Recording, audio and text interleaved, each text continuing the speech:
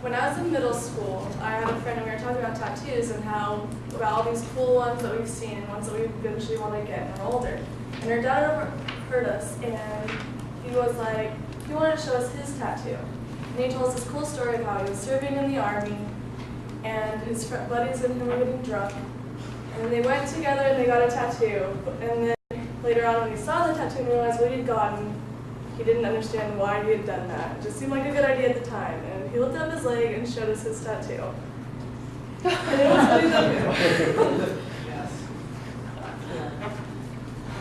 So what makes a tattoo a fashion or a folly? Like what makes it a good or a bad tattoo? At one point or other, most of us want to get a tattoo or see someone or know someone who has a tattoo. And as of 2006, 36% of people from the age of 18 to 29 had at least one tattoo, and that's by Ashley Ford, and she is a tattoo artist, and she's done major studies on tattoos. And she had an article on eZine online, which is a tattoo like chat room kind of, where a bunch of people into tattoos go. And the credibility is that I've interviewed a few people that I know that have tattoos and their stories on whether or not they thought their tattoos are fashion or folly or good or bad, however you want to describe it.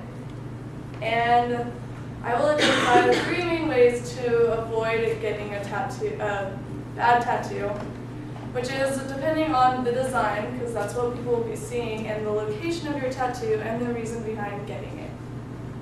So the first thing that needs to be remembered to avoid getting a bad tattoo is the design of the tattoo. The design is very vital when selecting a tattoo and can really have major effect on whether or not the tattoo is a good or a bad one. My friend Matt Lucido, he got a tattoo on his arm. It was really big and he thought it was hilarious. He got it when he was younger. And it was of 2 stick figures doing something really vulgar. I'm not going to say what because it's not really appropriate or necessary, but he got it, and then around that same time he joined the Army. And the Army told him that he either had to cover it up or he was going to be kicked out of the Army, and it's not good to be kicked out of the Army, obviously. And so here's a picture, and so he got it covered up with this sleeve. You can't see it in this picture, but that's the tattoo on his arm, and you can't even notice it anymore. And he said that he really regrets getting the tattoo because it was really stupid and it was made into a big deal that could have just been avoided if he didn't make that decision in the first place. So,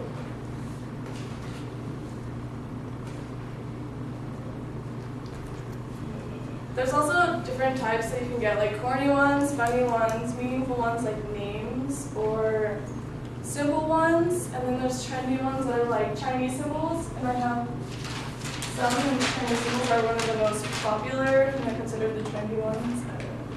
And there's like these two right here, and they're all over the body. You can put them anywhere, and they're really popular. And then, so the design is important overall. And then there's a quote that I have, and it's by Jennifer Collins, and she is another tattoo artist that posted a blog on tattoos. And she was talking about different designs, and she said, not all tattoos turn out quite how you expect, and many just don't stand the test of time. Sometimes an idea that sounds magnificent in your head looks terrible in ink. And when the mooning Tasmanian devil may have been the coolest tattoo in the world when you were 18, you may feel less love for old Taz at age 30. Even though laser tattoo removal is becoming more affordable, the cover-up is still preferred method for getting out unwanted ink. So try and avoid choosing a stupid design, which is still personal opinion. And not only is the design important, the location of the tattoo is very important. My boyfriend got a tattoo on his shoulder, and it's pretty good location because the shoulder, it can be seen when you want it to be seen, or you can hide it when you feel like you don't want someone to see it.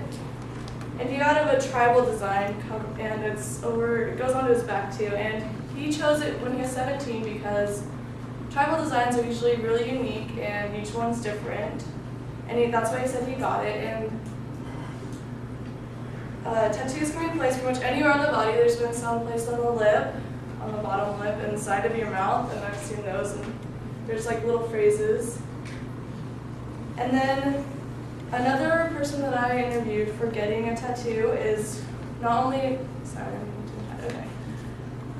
The location is also important, and also is the meaning behind getting it. If you're just drunk and going and getting a tattoo, that might not be a very good reason and probably regret it later.